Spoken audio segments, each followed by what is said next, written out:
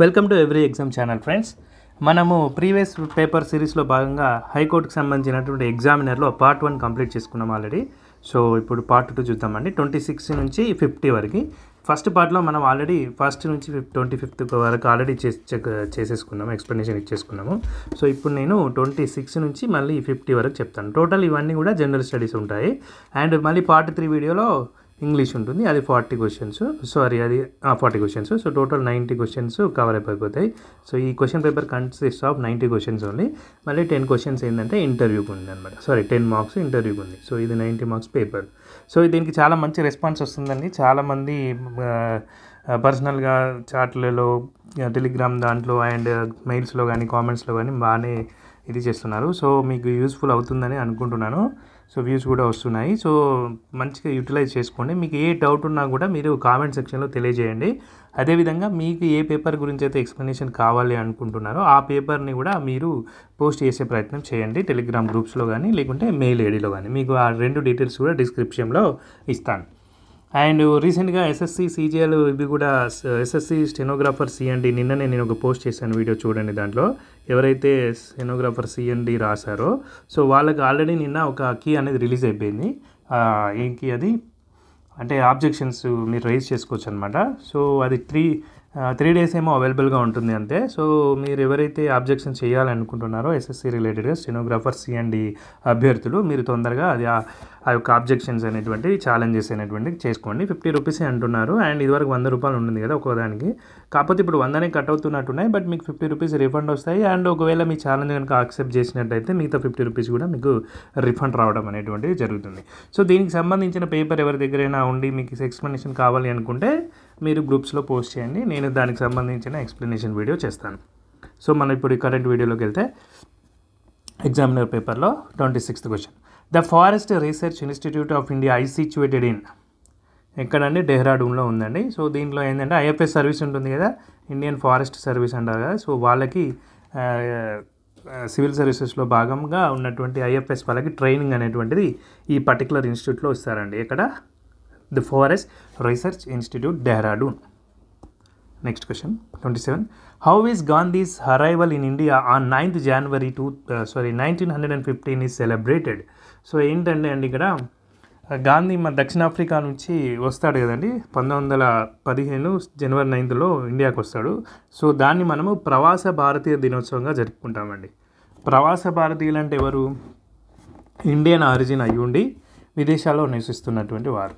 So వాళ్ళలో 2 రకాలు ఉంటారండి. ఒక్కరేమో ఇండియా పౌరసత్వాన్ని కలిగి ఉంటారు, కానీ వాళ్ళు జాబ్ పరంగా కానీ లేకపోతే బిజినెస్ పరంగా కానీ విదేశాల్లో ఉంటూ ఉంటారు. వాళ్ళని మనం ఎన్ఆర్ఐస్ అంటారు. అండ్ ఇంకొకరు ఏంటంటే OCIs, overseas citizens of India. So వీళ్ళు ఏంటంటే భారత పౌరసత్వాన్ని కలిగి ఉండరు, కాకపోతే భారత మూలాలకు చెందినటువంటి వారు. అంటే వాళ్ళ మదర్ కానీ ఫాదర్ కానీ భారతీయులు అయి ఉంటారు. బట్ వీళ్ళు మాత్రం అక్కడే జన్మించి ఉంటారు ఫారిన్లో. సో కాకపోతే వీళ్ళకి కొంచెం ప్రివిలేజ్గా మనము ఓసీఐ కార్డ్స్ ఇస్తామన్నమాట. సో వాళ్ళు ఎప్పుడంటే అప్పుడు లైఫ్ లాంగ్ వీసా ఉంటుంది వాళ్ళకి, మల్టిపుల్ ఎంట్రీస్ అండ్ ఎగ్జిట్స్ ఉంటాయి. సో లోకల్ పోలీస్ దగ్గర రిజిస్టర్ చేసుకోవాల్సిన అవసరం ఉండదు ఒకవేళ వాళ్ళ స్టే కనుక ఎక్స్టెండ్ అయితే. సో ఇటువంటి ఫెసిలిటీస్ అన్నీ కూడా ఓసీఐ కార్డ్స్ ద్వారా ఉంటాయి. అండ్ ఇక్కడ ఏంటంటే ఎన్ఆర్ఐ కార్డ్ ఏమో చెప్పా కదండి, వాళ్ళు ఇండియన్ నేషనల్సే. సో వాళ్ళకి పౌరసత్వం ఉంటుంది కాబట్టి వీళ్ళకి ఏంటంటే ఓటింగ్ రైట్స్ ఉంటాయి ఎవరికి? ఎన్ఆర్ఐస్కి, రైట్. కానీ ఓవర్సీస్ సిటిజన్స్ ఆఫ్ ఇండియాకి ఓటింగ్ రైట్స్ ఉండవు. ఈ ఒక్క పాయింట్ గుర్తుపెట్టుకోండి, ఇక్కడ ఉండవు, ఇక్కడ ఉంటాయి. వీళ్ళకి ఎందుకు ఉండవంటే వీళ్ళకి పౌరసత్వం ఉండదు కాబట్టి, రైట్. ఇండియన్ ఆరిజిన్ కలిగినటువంటి ప్రజలు వేరే పౌరసత్వం ఉండి వివిధ దేశాల్లో ఉన్నటువంటి వాళ్ళని ఓసీఐస్ అంటారు. అండ్ ఇండియన్ పౌరసత్వం కలిగి ఉండి వేరే దేశాల్లో బిజినెస్ రీత్యా కానీ జాబ్ రీత్యా కానీ వెళుతున్నటువంటి వాళ్ళని ఎన్ఆర్ఐస్ అంటారు, రైట్. సో ఇక్కడ ఈ ఎన్ఆర్ఐస్ కూడా వాళ్ళ యొక్క పౌరసత్వాన్ని కాపాడుకోవాలి అంటే వాళ్ళు అప్పుడప్పుడు వచ్చి వెళ్తూ ఉండాలి, అదనమాట. సో ఇక్కడ ఈ ప్రవాసీ భారతీయ దివస్ గురించి కనుక చూసుకున్నట్లయితే ఇది 2015 నుంచి, ఇంతకుముందు కూడా జరుపుకున్నామండి. కాకపోతే 2015 నుంచి ఏమైందంటే 2 సంవత్సరాలకు ఒకసారి జరుపుకుంటున్నామండి. 2015 నుంచి 2 సంవత్సరాలకు ఒకసారి జరుపుకుంటాం. సో రీసెంట్గా జరిగింది ఒకటి గుర్తుపెట్టుకోండి, ఇంకా పాతవన్నీ కూడా అవసరం లేదు. సో అంత మెమరీ అవసరం లేదు, వేస్ట్ చేసుకోకండి, అంటే స్మార్ట్గా చదవండి. సో రీసెంట్గా ఒకటి చెప్తాను, అండ్ అగైన్ మళ్ళీ మీకు 2027లో జరుగుతుంది. రీసెంట్గా ఎప్పుడు జరిగిందంటే 2025లో జరిగింది. ఎప్పుడు అంటే 8th to 10th January. So అంతేగాని 9th ఇదే కాబట్టి 9th అనేది ప్రవాసీ భారతీయ దివస్ కాబట్టి సో 8th to 10th అనేటువంటి ఆ యొక్క సెలబ్రేషన్స్ అనేవి జరిగాయి. సో ఇది ఎక్కడ జరిగింది అనేది క్వశ్చన్ అండి. రైట్, ఎక్కడ జరిగింది అంటే భువనేశ్వర్ అండి, ఒడిశాలోని భువనేశ్వర్. అండ్ ఒక థీమ్ ఒకటి ఉందండి, అదొక్కటి గుర్తుపెట్టుకోండి. సో ఈ థీమ్ ఒకటి గుర్తుపెట్టేసుకుంటే మీకు ఈజీ అవుతుంది. సో థీమ్ ఏంటంటే diasporas contribution to Viksit Bharat. Diasporas contribution to Viksit Bharat. వికసిత్ అంటే డెవలప్డ్ భారత్ అంటే ఇప్పుడు మన ఏమంటున్నాం, మన అభివృద్ధి చెందుతున్న దేశం అంటున్నారు కదా. సో 2047 వరకు మనది అభివృద్ధి చెందిన దేశంగా ఉంచాలి అనేటువంటి లక్ష్యాన్ని మన భారత ప్రభుత్వం పెట్టుకున్నది. సో దాన్నే మనం వికసిత్ భారత్ అంటాం. సో దానికి ఎవరి కంట్రిబ్యూషన్ అంటే డయాస్పోరా అంటే ఏంటంటే భారత మూలాలకు చెందిన వ్యక్తులు, విదేశాల్లో ఉన్నటువంటి భారత మూలాలకు చెందిన వ్యక్తులను మనం డయాస్పోరా అంటాం. సో అది అనమాట థీమ్. ఇంకా నెక్స్ట్ క్వశ్చన్ చూసుకున్నట్లయితే 28, which is the smallest state in terms of area. Area అంటే వైశాల్యం. సో వైశాల్యం పరంగా అంటే భూమి ఉంటుంది, భూమిని కొలుస్తాం కదా. సో దాని పరంగా చిన్న రాష్ట్రం ఏది అంటే గోవా అండి. రైట్, సో ఇక్కడ ఇంకో కొన్ని బిట్లు కవర్ చేసుకుందాం. మరి పెద్ద రాష్ట్రం ఏదంటే రాజస్థాన్. ఓకే, ఏరియా పరంగా. మరి జనాభా పరంగా చిన్న రాష్ట్రం సిక్కిం అండి. సో నేను ఇక్కడ ఎక్స్ప్లెయిన్ చేస్తున్నాను, మీరు జస్ట్ నోట్స్ ప్రిపేర్ చేసుకోండి. అండ్ జనాభా పరంగా పెద్ద రాష్ట్రం ఉత్తరప్రదేశ్. సో మేజర్గా అయితే ఇవి సరిపోతాయండి. మీకు ఎక్స్ట్రాగా యాడ్ ఆన్గా ఇంకొక చిన్న ఇన్ఫర్మేషన్ ఇస్తానండి. డెన్సిటీ ఉంటుంది కదా, డెన్సిటీ అంటే తెలుసు కదా, అంటే ఒక చదరపు కిలోమీటర్లో 1 square kilometerలో ఎంతమంది అయితే నివసిస్తారో సో వాళ్ళని మనం డెన్సిటీ అంటాం, జనసాంద్రత. సో ఇక్కడ ఇంకొక బిట్ కూడా యాడ్ చేసుకోండి. జనసాంద్రత ఎక్కువగా ఉన్నటువంటి రాష్ట్రం ఏదంటే బీహార్ అండి. సో బీహార్లో ఒక చదరపు కిలోమీటర్కి ఎంతమంది నివసిస్తున్నారంటే 1106. సో ఇది 2011 సెన్సస్ ప్రకారం అండి. సో దీని తర్వాత కొన్ని మనకు సర్వేలు జరిగి దాని డేటా వచ్చింది. డెన్సిటీ పెరగడం కానీ పాపులేషన్ పెరగడం కానీ మోరల్లెస్ సేమే ఉన్నాయి. బట్ ఏంటంటే మీరు అఫీషియల్గా ఉన్నటువంటిదే క్వశ్చన్లో ఎగ్జామ్లో రాబోయేటువంటి డేటాని మీరు చదువుకోవాలి కాబట్టి నేను 2011 వరకే చెప్తాను. ప్రజెంట్ ఇంకా సెన్సస్ అవ్వలేదు, అవుతుంది నెక్స్ట్ ఇయర్ కానీ అవుతుంది. And lowest population density Arunachal Pradesh అండి. సో ఎంత అంటే అక్కడ 17 అండి, 17 పీపుల్ స్క్వేర్ చదరపు కిలోమీటర్కి 17 మెంబర్సే అక్కడ నివసిస్తున్నారనమాట. So next question, sound cannot travel in. Sound అంటే శబ్దం అనేది శూన్యంలో ప్రయాణించలేదండి. శబ్దము ప్రయాణించాలి అంటే ఒక మీడియం కావాలి. మీడియం అంటే యానకం అనేది కంపల్సరీ. సో యానకం అంటే అది వాటరే కావచ్చు, గ్యాసే కావచ్చు, సాలిడ్సే కావచ్చు. సో ఈ విధమైన దేంట్లోనైనా కూడా సౌండ్ అనేది ట్రావెల్ చేస్తుంది. అయితే దీంట్లో ఇంకొక బిట్ గుర్తుపెట్టుకొని మీరు, దేంట్లో వేగం ఎక్కువ ఉంటుంది, దేంట్లో వేగం తక్కువ ఉంటుంది. General bit. సో దీనికి ఎక్స్టెన్షన్గా చెప్తున్నాను. గ్యాసెస్లో అయితే స్లోగా ఉంటుందండి, అప్రాక్సిమేట్ స్పీడ్ వచ్చేసి మీకు 340 m/s. అండ్ అదే లిక్విడ్స్లో అయితే మీడియం ఉంటుందండి. దేని యొక్క స్పీడ్ ఇది? ధ్వని సౌండ్ యొక్క స్పీడ్. So 1480 m/s. అదేవిధంగా హైయెస్ట్ ఎక్కడ ఉంటుందని సాలిడ్స్. సో మీరు ఏది చూసుకున్నట్లయితే ఇప్పుడు రైలు వచ్చే శబ్దము మనకు పట్టాల మీద చెవి పెట్టి వింటే వినపడుతుంది కానీ గాల్లో నుంచి వినపడదు. ఎందుకు అంటే పట్టాలు అనేటువంటి ఇనుముతో తయారవుతాయి. అది సాలిడ్ కాబట్టి. సాలిడ్లో దీని యొక్క వేగం ఎక్కువ కదండి, ఎంత 4500 m/s. ఇంత స్పీడ్గా వస్తుంది కాబట్టి మనకు కొన్నిసార్లు మీరు చూసే ఉంటారు సినిమాల్లో, ఏంటంటే ఆ పట్టాల మీద చెవి పెడితే ఆ ట్రైన్ వచ్చేది రాంది తెలుస్తుంది. అదనమాట, ఎందుకంటే సాలిడ్స్లో వేగం ఎక్కువ కాబట్టి ధ్వని ఎక్కువ. Next question, which state is known as the spice garden of India. ఏదండి విచ్ స్టేట్?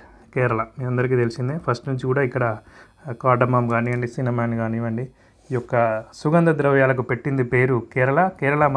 మలబార్ అక్కడ తీరంలోనే కదండి రకరకాల యూరోపియన్స్కి మనకు వర్తకం అనేటువంటి జరుగుతూ ఉండేది. సో ఇది Kerala. 31th question. Next question, the most common carrier of communicable disease is. So ఏంటంటే కమ్యూనికేబుల్ డిసీజ్ అంటే అంటువ్యాధిని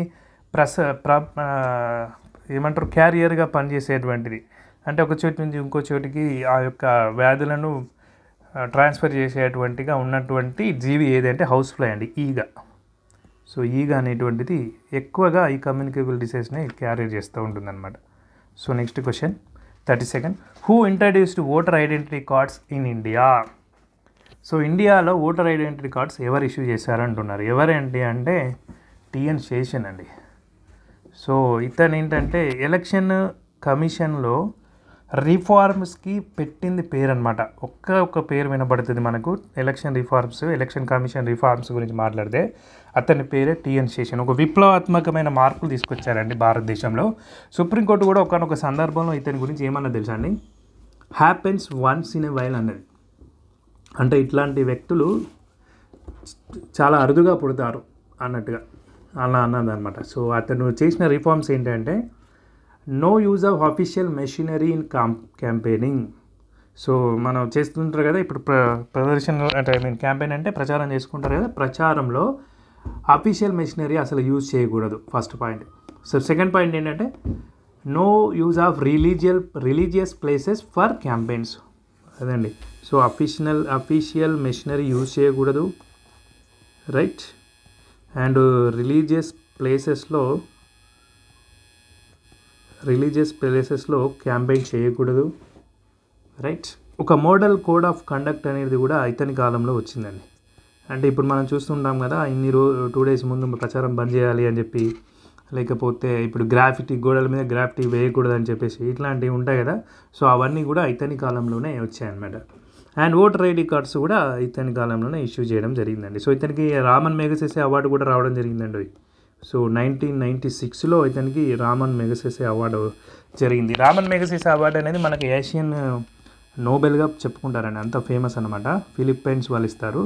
సో ఫిలిప్పైన్స్ యొక్క మాజీ అధ్యక్షుడు అయినటువంటి రామన్ మెగసెసే జ్ఞాపకార్థము ఈ ఏషియన్ నోబెల్ అవార్డు అయినటువంటి రామన్ మెగసెసే అవార్డు ఇస్తారు. అది టిఎన్ శేషన్ గారికి 1996లో వచ్చిందండి.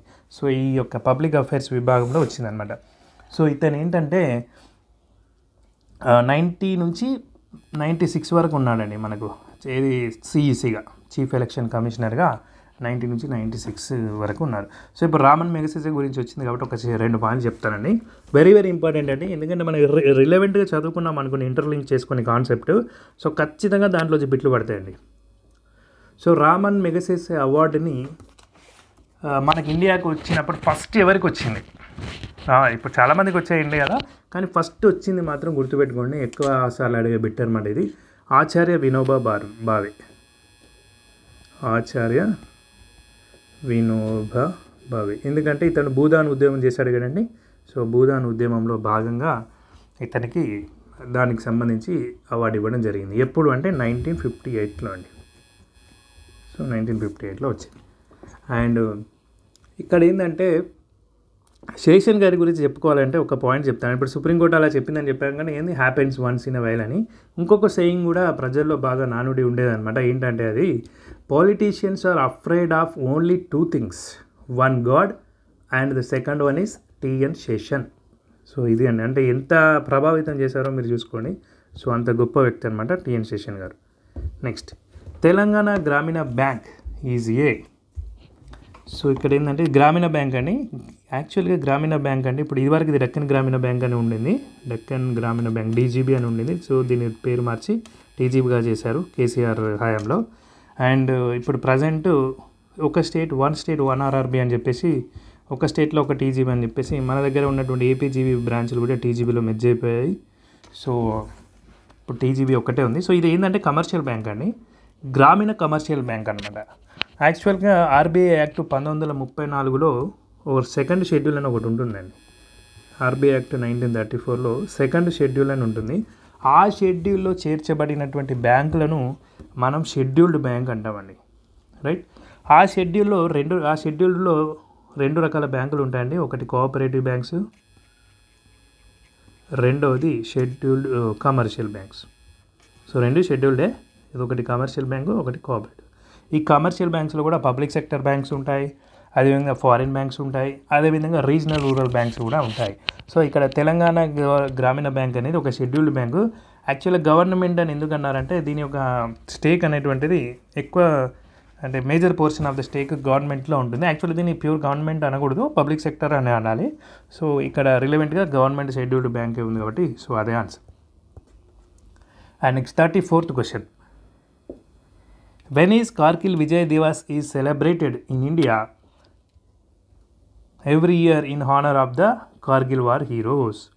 సో ఇది తెలిసిందే కానీ కార్గిల్ అనేది మనకు సియాచిన్ పైన ఉన్నటువంటి అక్కడ ఈ యొక్క యుద్ధం జరిగింది. సో పాకిస్తాన్ ఆక్యుపై చేసుకోదలిచినప్పుడు మన వాళ్ళు వీరోచితంగా పోరాడి సో దాన్ని పాకిస్తాన్ ఓడించడం జరిగింది. సో దీన్ని మనం విజయ్ దివస్గా జరుపుకుంటాం 26 జూలై అండి, రైట్.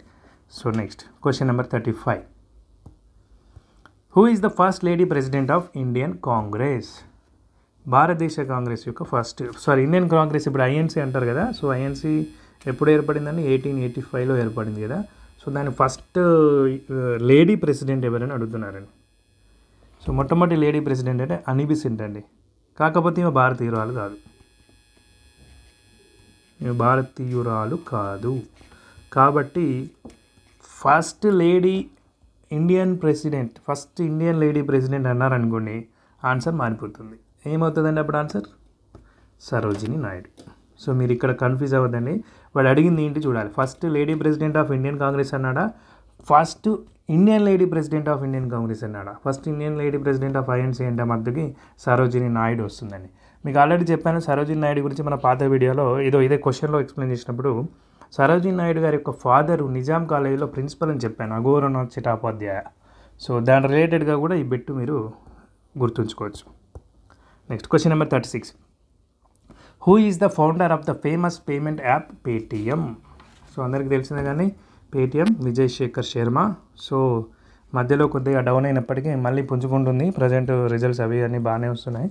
సో ఇదన్నమాట పేటిఎం, విజయ్ శేఖర్ శర్మ. నెక్స్ట్ 37.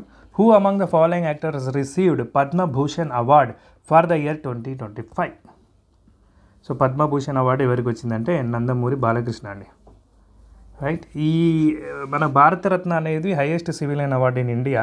భారతరత్న తర్వాత 3 పద్మ అవార్డ్స్ అనేటువంటివి హైయెస్ట్ ప్రివిలేజ్ ఉంటుంది. పద్మ అవార్డ్స్లో అన్నిటికంటే గొప్పది ఏది అంటే పద్మ విభూషణ్, రైట్. సో మరి ఇప్పుడు 2025లో పద్మభూషణ్ ఎవరికైనా వచ్చిందా అంటే 7 మెంబర్స్కి వచ్చిందండి. సో మనకు సంబంధించినందుకు తెలుగు రాష్ట్రాల గురించి చెప్పాలనుకుంటే దువ్వూరి నాగేశ్వర్ రెడ్డికి వచ్చిందండి.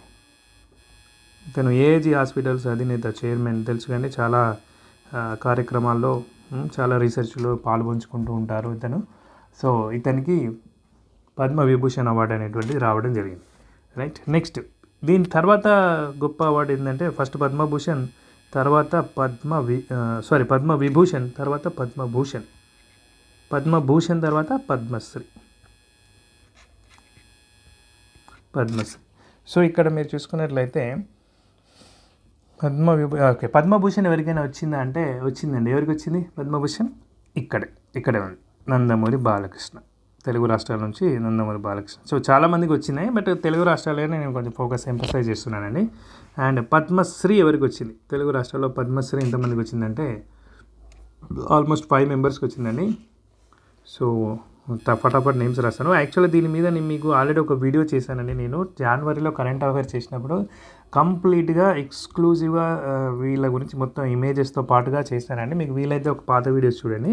సో ఇప్పుడు ఏంటంటే జస్ట్ నేమ్స్ చెప్తాను. కేఎల్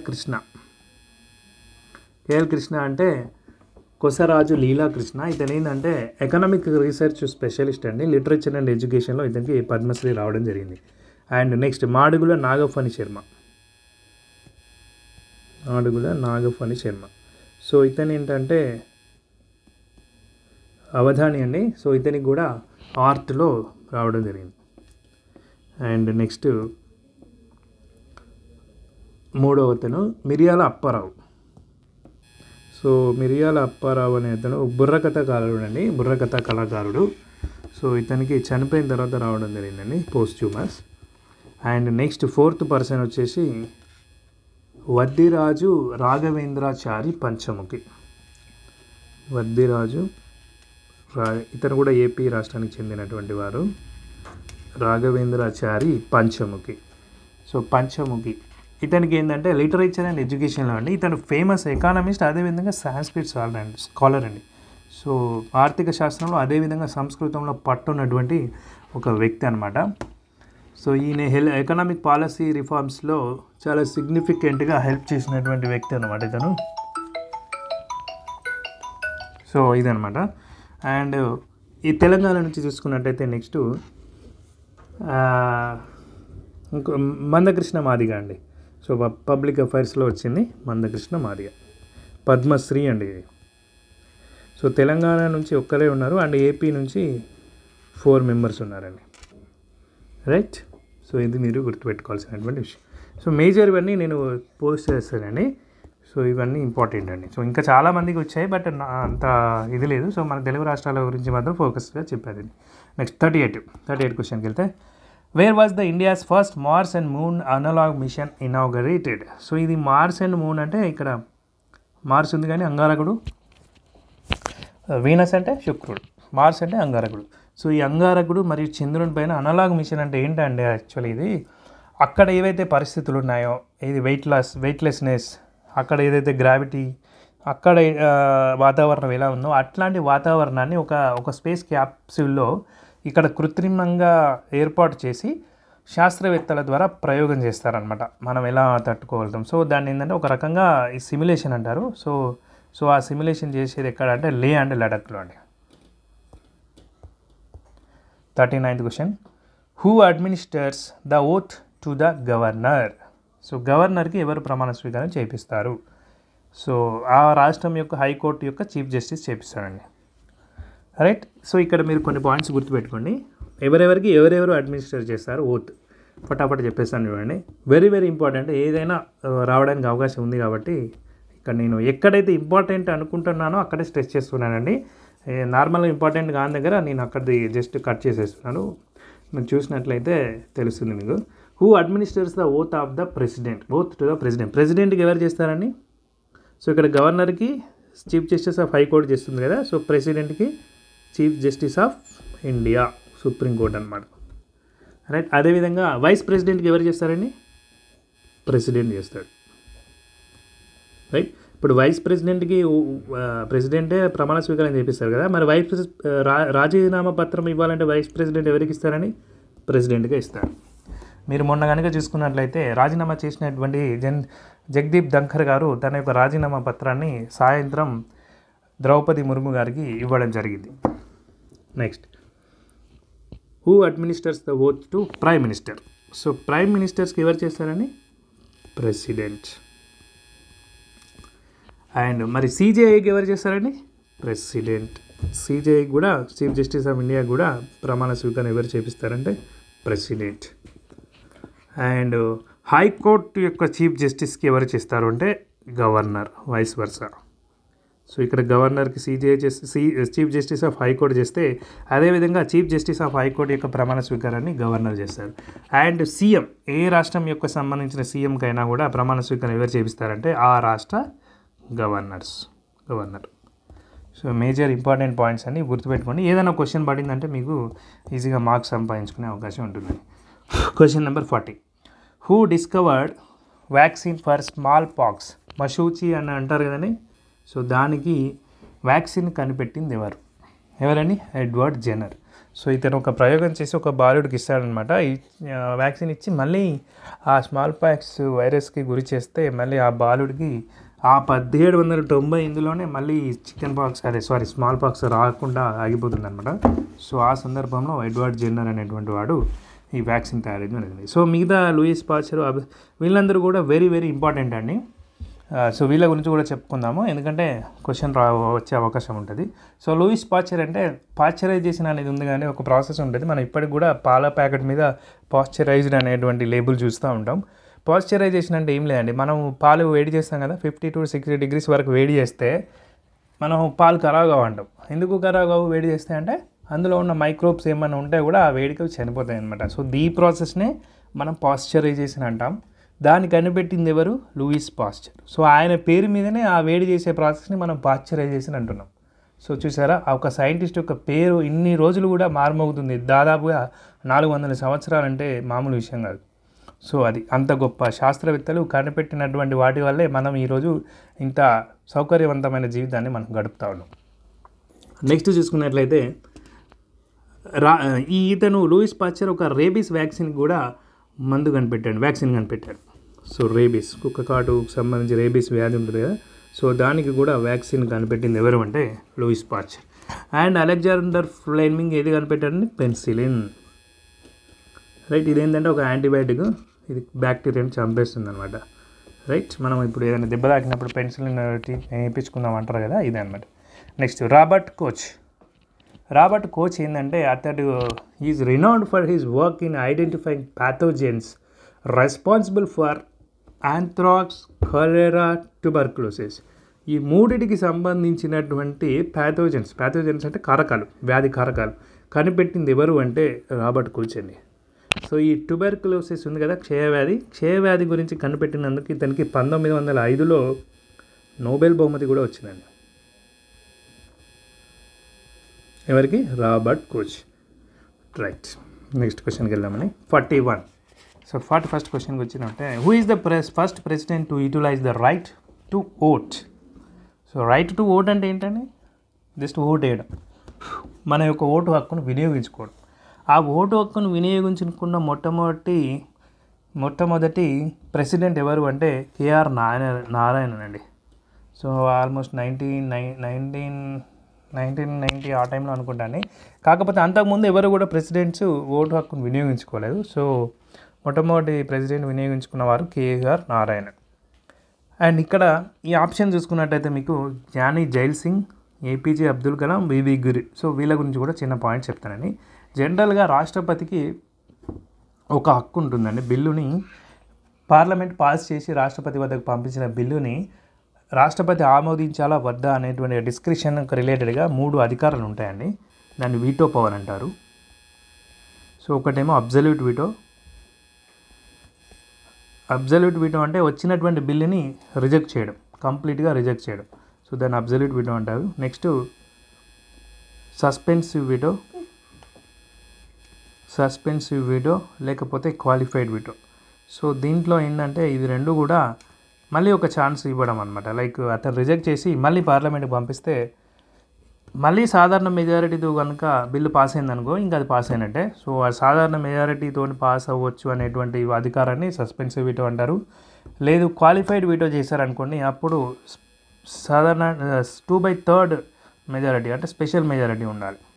సో మళ్ళీ ఆ బిల్లు పాస్ అయ్యి రావాలి అంటే ఒకవేళ రాష్ట్రపతి కనుక క్వాలిఫైడ్ వీటో చేస్తే పార్లమెంటు 3/200 మెజారిటీతోనే ఆ బిల్లు పాస్ చేయాల్సినటువంటి అవసరం ఉంటుందండి. సో ఇది ఈ రెండు suspensive veto and qualified veto. ఇంకొకటి పాకెట్ వీటో ఉంటుందని. సో అదేంటంటే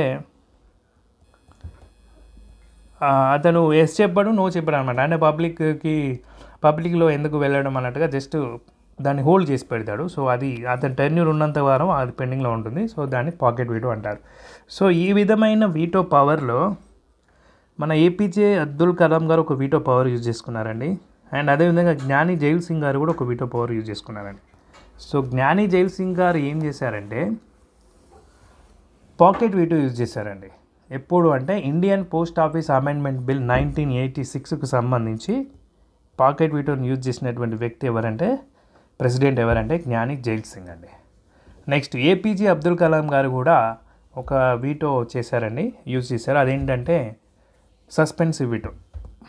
సో సస్పెన్సివ్ వీటో చెప్పాను కదండి, నార్మల్ మెజారిటీతో మళ్ళీ వస్తే పాస్ అవుతుంది. సో సస్పెండివ్ వీటో చేశారు. ఏ బిల్ మీద చేశారు అంటే అబ్దుల్ కలాం గారు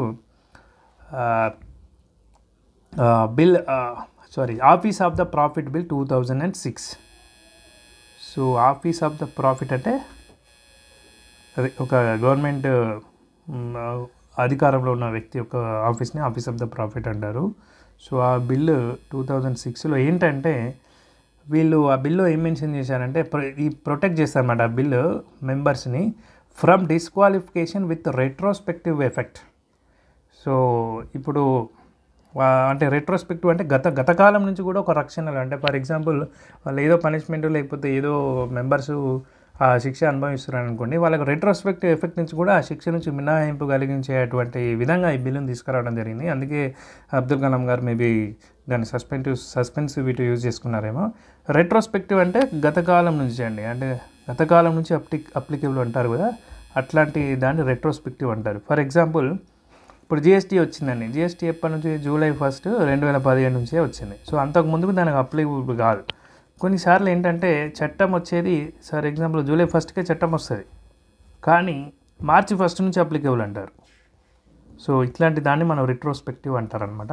సో జనరల్గా ట్యాక్సేషన్ సిస్టంలో ఉన్నటువంటి ట్యాక్సేషన్ లాస్లో ఇట్లాంటి రెట్రోస్పెక్టివ్ ఎఫెక్టివ్ సంబంధించిన చట్టాలు చేయబడడం మనం చూస్తూ ఉంటాం, రైట్. ఇది అనమాట. అండ్ వివి గిరి గారి గురించి కూడా ఒక పాయింట్ చెప్తానండి. సో వివి గిరి గారు ఏంటంటే is the only president of India elected as independent candidate. ఇండిపెండెంట్గా ప్రెసిడెంట్గా పోటీ చేసి గెలిచినటువంటి ఒకే ఒక్క రాష్ట్రపతి వివి గిరి గారండి. అంటే మళ్ళీ తర్వాత లేరా అంటే లేరండి, ఎందుకంటే అట్లాంటి పరిస్థితులు అప్పుడు వచ్చాయి. ఎందుకంటే సిటికేట్గా ఉన్నటువంటి కాంగ్రెస్ పార్టీలో గ్రూపులు ఇవి ఉన్నాయి కాబట్టి ఇతను ఇండిపెండెంట్గా వేసి కూడా గెలవడం జరిగింది అప్పుడున్న సినారియోలో. సో ఈ యొక్క పాయింట్ అనేది మీరు ఖచ్చితంగా గుర్తుపెట్టుకోండి. Next 42nd question. Which river is known as దక్షిణ గంగా? దక్షిణ గంగా అనేది దేన్ని అంటారండి? గోదావరి నదిని మనం దక్షిణ గంగగా పిలుచుకుంటాం. అండ్ గోదావరి నదికి ఉన్న మరొక పేరు ఏంటో తెలుసా అండి? తేలివాహన నది. ఈ బిట్ వెరీ వెరీ ఇంపార్టెంట్ అండి, ఎందుకంటే నేను ఈ బిట్ని లాస్ట్ గ్రూప్స్ ఎగ్జామ్లో ఇక్కడ చూశానండి. వాహన అని కూడా అంటారు, వాహ అన్న కూడా ఒకటే అండి. సో తేలివాహన అంటే తెల్లటి ప్రవాహం, వైట్ కరెంట్ అంటారు. సో అప్పట్లో అలా ఉండేది నది కాబట్టి దానికి ఆ పేరు వచ్చిందని చెప్పేసి ప్రతీతి. సో ఇది ఏంటంటే గోదావరి. సో మీరు గూగుల్లో చూసినా ఇది దొరకదండి. అంటే మీరు ఫర్ ఎగ్జాంపుల్ గూగుల్లో గోదావరి అదర్ నేమ్స్ అన్ని సెర్చ్ చేశారనుకోండి, తేలివాహన అని రాదు.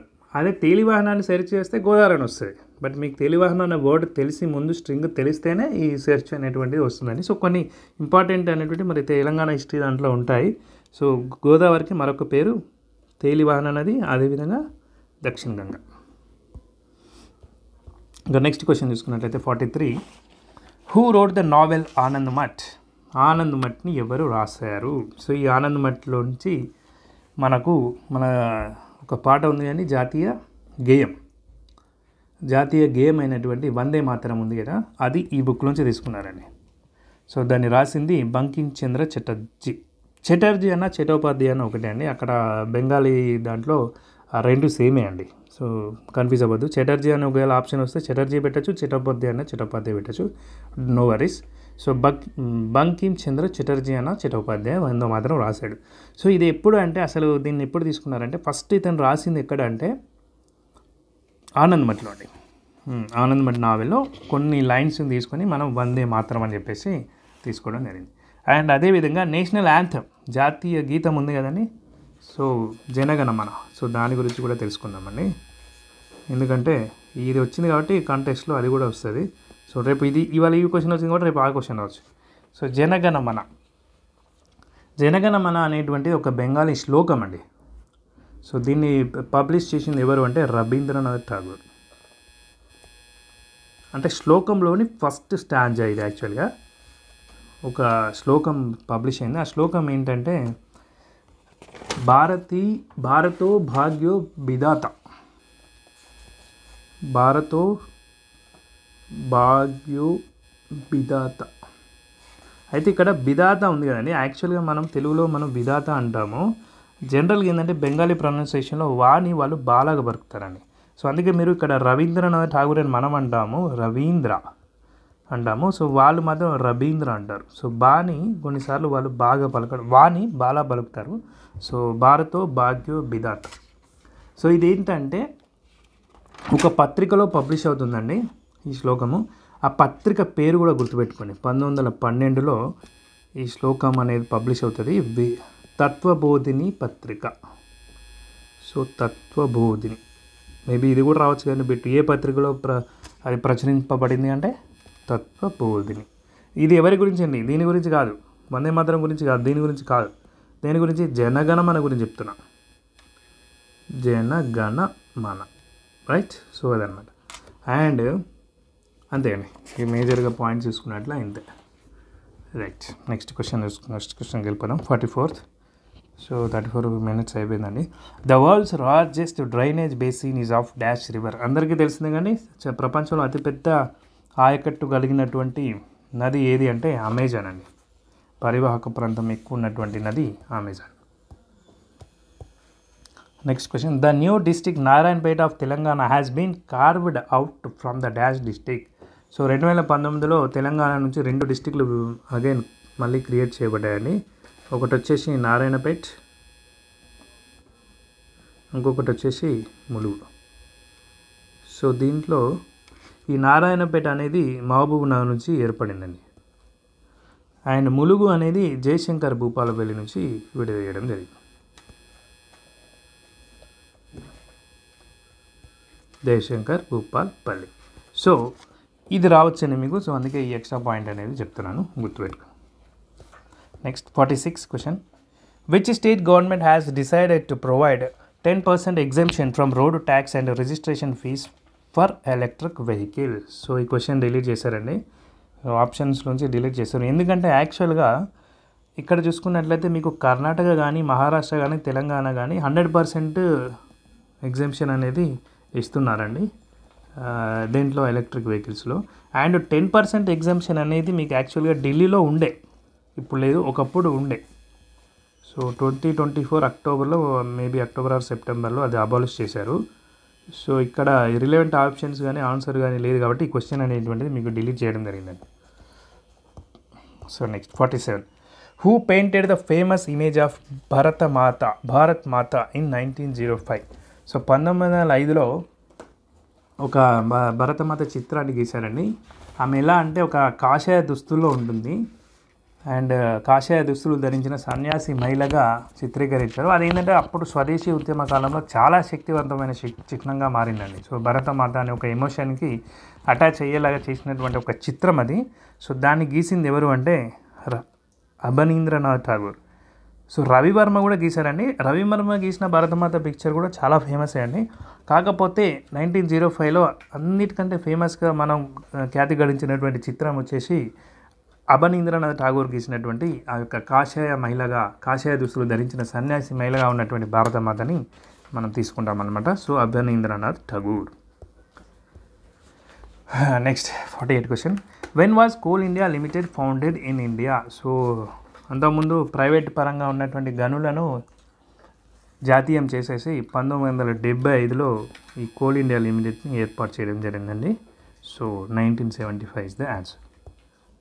Next question 49th question. Where is the Atal tunnel built in. So Atal tunnel ఎక్కడ బిల్ట్ చేశారు? ఇది పిరుపాంజల్ రేంజ్ అండి. ఇది ఎక్కడి నుంచి ఎక్కడికంటే మనాలి నుంచి కేయోలాంగ్కి 9.02 కిలోమీటర్స్ల దూరంలో ఈ యొక్క టన్నెల్ని చేయడం జరిగింది. రోహ్తంగ్ పాస్లో అంటారు. సో అంతకుముందు రోహ్తంగ్ టన్నెల్ అనేవాళ్ళు ఫస్ట్లో. సో తర్వాత దీన్ని అటల్ టన్నెల్గా నామకరణం చేశారు. హిమాచల్ ప్రదేశ్లో ఉంటుందండి ఇది, హిమాచల్ ప్రదేశ్లో. It is the longest highway single tube tunnel above 10,000 feet, 3048 మీటర్ల పైన ఇన్ ద వరల్డ్. సో ప్రపంచంలోనే ఒక హైయెస్ట్ ఆల్టిట్యూడ్ మీద 10,000 feetలో 3048 మీటర్లు లేకపోతే 10,000 feetకి పైన ఉన్నటువంటి ఒకే ఒక్క టన్నెల్ అండి ఇది. లాంగెస్ట్ టన్నెల్ 9.02 కిలోమీటర్స్తో ఉన్నటువంటి టన్నెల్ అటల్ టన్నెల్. గుర్తుపెట్టుకోండి. Number of chromosomes in human body. So ఇక్కడ చూడండి 23 సెట్స్ ఉంటాయండి, జతలు. అంటే 23 × 2 46. సో 46 క్రోమోజోమ్స్ అనేటువంటి మనకు హ్యూమన్ బాడీలో ఉంటాయండి. So that's the end of the video అండి. సో నెక్స్ట్ ఇంగ్లీష్ ఉన్నాయి కదా, సో ఇంగ్లీష్ అనేది నేను నెక్స్ట్ పార్ట్లో చేస్తాను. సో మరి వీడియోలు ఎంత అయిపోతుంది. సో 40 minutes అయిపోయింది ఆల్రెడీ. సో మీ అందరికీ యూజ్ ఉంటుందని భావిస్తున్నాను. మీకు కనుక ఈ వీడియో నచ్చినట్లయితే ఒక లైక్ చేయండి. అదేవిధంగా ఈ వీడియో ఎవరికైతే యూజ్ ఉంటుందో వాళ్ళకి షేర్ చేయండి. అండ్ మీకు కనుక కొత్త జాబ్ నోటిఫికేషన్స్ వెయిట్ చేస్తున్నటువంటి ప్రతి ఒక్కరూ సబ్స్క్రైబ్ చేసుకుని బెల్ ఐకాన్ క్లిక్ చేయండి, జాబ్ అప్డేట్స్ అందుతాయి. అదేవిధంగా టెలిగ్రామ్ గ్రూప్స్లో కూడా, ఛానల్స్లో కూడా జాయిన్ అవ్వండి, రెగ్యులర్గా జాబ్ అప్డేట్స్ అందుకోండి. Thank you friends.